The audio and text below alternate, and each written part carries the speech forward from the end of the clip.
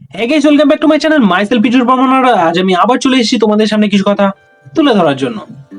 তো কিছুদিন আগে ওয়ার্ল্ড কাপ গেল, দু দেশের মধ্যে কাদা ছিটাছিটি বেশ ভালোই হলো। তো মাঝখান থেকে কামিয়ে নিল ক্রিয়েটররা। এ দেশ ও দেশ দু দেশেরই কিছু কিছু ক্রিয়েটররা মাঝখান থেকে টাকা কামিয়ে নিয়েছে আর নেগেটিভ জিনিসগুলো বেশ ভালোই ছড়িয়েছে, যার ফলে নেগেটিভ ইম্প্যাক্ট গুলোই বেশি পড়েছে।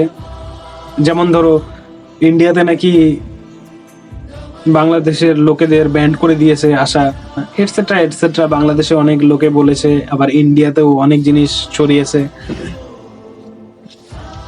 তো একটা জিনিসই বলবো যে তুমি ক্রিয়েটর যত বড় হবে তোমার রেসপন্সিবিলিটি তত বাড়বে। আমাদের বঙ্গাইকেই দেখো, এত সুন্দর কিছু কিছু কথা বলেছে, শুনেই মনে হয় যে হ্যাঁ, ছেলেটা শিক্ষিত, তার মধ্যে কিছু প্রতিভা আছে। দু দেশেরই মধ্যে এত সুন্দরভাবে ব্যালেন্সিং ভাবে এত সুন্দর একটা মেসেজ সবার কাছে দিয়েছে, যাতে দু দেশেরই এই ঝামেলাগুলো মিটে যায়। তবে না, কিছু কিছু বাংলাদেশেরও কিছু কিছু ইন্ডিয়ারও এমন এমন ক্রিয়েটর আছে যারা এই জিনিসটা থামতে দিতে চাচ্ছে না। কারণ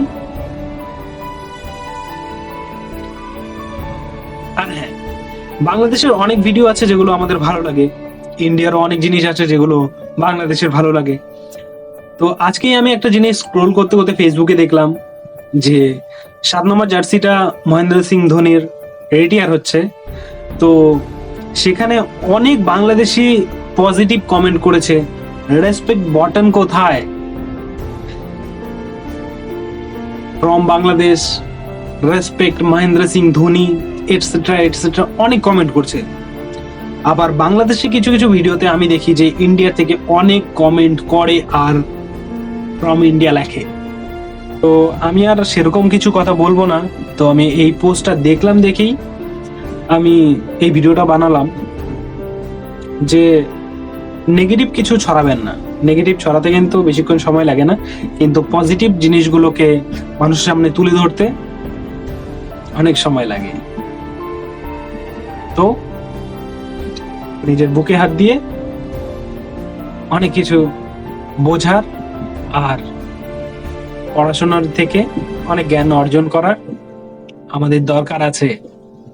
তো জয় হিন্দ, নমস্কার।